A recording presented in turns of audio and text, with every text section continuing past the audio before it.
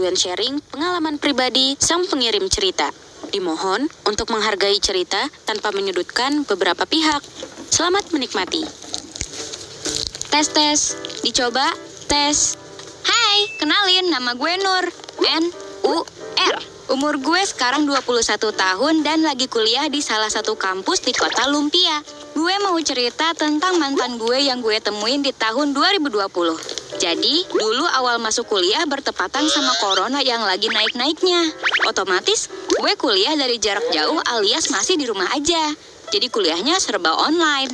Nah, dari serangkaian acara masuk kuliah itu, dibuatlah grup-grup chat acara A, B, dan sebagainya.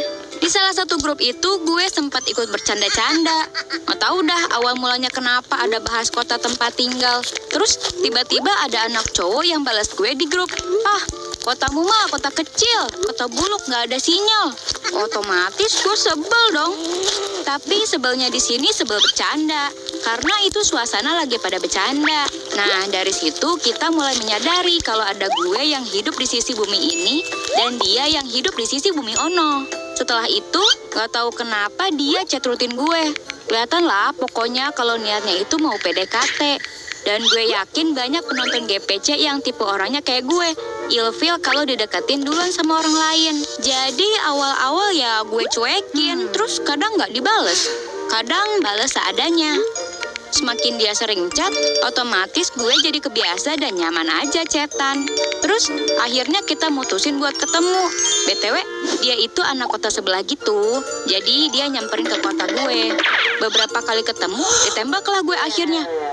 Duar, kaget. Kalau boleh jujur, sebenarnya gue juga belum yang sebegitu suka gitu sama dia. Tapi ya udahlah, daripada di jalan itu nanti awkward, gue terima aja. Singkat cerita, kita pacaran kayak orang lain yang LDR tapi deket kotanya. Ketemu gak setiap minggu, tapi chatnya lancar terus. Dari masa PDKT sampai pacaran ini, dia yang gue kenal itu orangnya yang alim, yang ngerti gitulah sama agama. Idaman banget dong jadinya. Terus di satu titik gue dapet hidayah buat hijrah. Apalagi ditambah terdorong juga karena dia sering kasih video-video islami. Jadi gue semakin yakin. Dulu gue emang kalau pas keluar ke depan rumah ya nggak pakai jilbab. Tapi kalau keluar buat pergi pasti tetap pakai. Akhirnya gue sampein lah itu niatan ke dia. Dengan maksud juga buat mutusin. Sedih lah pasti kita. Karena itu baru beberapa bulan doang kenal dan pacarannya. Dan kita masih di masa saling suka. Tapi harus pisah. Ngerti kan pasangan yang harus berpisah karena keadaan itu gimana nyeseknya? Terus kita kayak buat satu pertemuan terakhir sebelum benar-benar pisah. Dia ngajak ke rumahnya. Dan bodohnya gue mau. Gue bener-bener gak ada pikiran negatif apa-apa karena setahu gue dia alim. Ngerti mana yang baik, mana yang buruk juga. Berangkatlah gue ke rumahnya hari itu. Dengan niat utama gue sebenarnya sekalian mau minta anime. Gini-gini gue wibu coy. Awal-awal biasa dong. Gue kopi anime. Kita ngobrol, makan, kita bahkan sholat zuhur. Nggak jamahan dan beda ruangan sih. Sampai akhirnya kita duduk berdua nggak ngapa-ngapain di ruang tamu. Dan pintu dari awal pastinya dibiarin kebuka, nggak pernah ditutup. Tiba-tiba dia nyender dan meluk dari samping. Gue yang sebenarnya bukan orang yang love language-nya physical touch, jelas nggak nyaman dong. Tapi gue diem aja, karena gue mikir biarin deh, hari terakhir juga. Tapi ternyata dia brengsek banget. Kejadian itu bener-bener nggak bisa gue hindari. Tiba-tiba tangannya mengarah ke atas. Tangannya usil, you know lah. Gak perlu gue jelasin apaan. Gue kaget, gue berontak sekuat tenaga. Tapi tenaga cewek jelas kalah sama dia.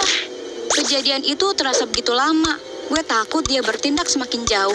Gue merasa ini jadi akhir hidup gue. Saat itu gue sampai gak bisa ngeluarin air mata saking shocknya.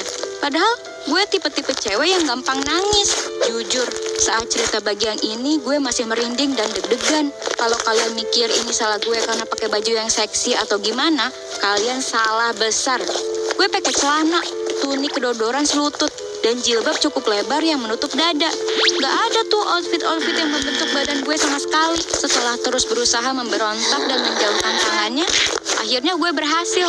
Walau sebenarnya memang dia yang sepertinya udah puas dan ingin berhenti. Dengan polosnya dia langsung ngasih gue minum. Yang berarti dia tahu yang dia lakukan itu salah. Dan buat gue shock. Gue pegang gelas sampai gemeter. Tapi dia malah senyum-senyum kesenangan. Setelah minum 1-2 teguk, gue langsung memutuskan untuk pulang. Di situ dia dadah-dadah sambil senyum dong. Ih, nih kampret otaknya di mana sih? Ya Allah, rasanya pengen banget nampar dia waktu itu. Tapi gue lemes dan udah gak betah ada di dekat dia. Di jalan gue nangis jadi-jadinya. Padahal perjalanan antar kota, tapi gue naik motor dengan pikiran kosong setelah air mata gue gak mau keluar lagi. Alhamdulillahnya di jalan gak ada apa-apa, karena memang gue naik motor pelan seperti tanpa nyawa. Setelah sampai rumah, gue chat dia. Gue bilang lah kalau dia bejat, melecehkan orang. Gue putuskan dia dan blok semua kontaknya. Tentu dia awalnya membenarkan diri, terus sok-sokan nyesel. Tapi gila kalau gue sampai ngasih kesempatan ke orang kayak gitu. Eww, gak banget. Dari kejadian itu gue sampai mengalami trauma. Gue trauma melihat motor yang mirip dengan motornya, perawakan yang mirip dengan tubuhnya. Setiap ketemu sesuatu yang mengingatkan tentang dia, gue langsung pusing, lemes, gemeteran. Setiap ingat kejadiannya, gue langsung nangis jadi-jadinya. Gue sempat jadi pemurung, dan semua ini gue pendam sendiri. Butuh 2 tahun sampai gue bisa lumayan pulih dari kejadian itu. Buat teman-teman, asli, jangan langsung percaya orang dari tampilan atau kata-katanya. Itu bisa jadi hanya topeng buat menyatukan hati kalian. Kalau bisa, nggak usahlah pacaran gitu, karena lebih banyak nggak enaknya daripada enaknya. Kalian bakal sedih karena chat nggak dibales, nangis karena bertengkar, frustrasi karena masalah pacaran kalian. Masalah hidup udah berat, nggak usah ditambahin lagi. Kalau memang ada yang serius, cowok tuh harusnya langsung temui orang tuanya, ajak nikah. Jangan cuma pengen dapetin enaknya doang, sentuh-sentuh anak cewek orang sembarangan. Semoga cerita ini bisa jadi pelajaran buat kita semua ya. Jangan lupa subscribe channel Gue Punya Cerita. Bye!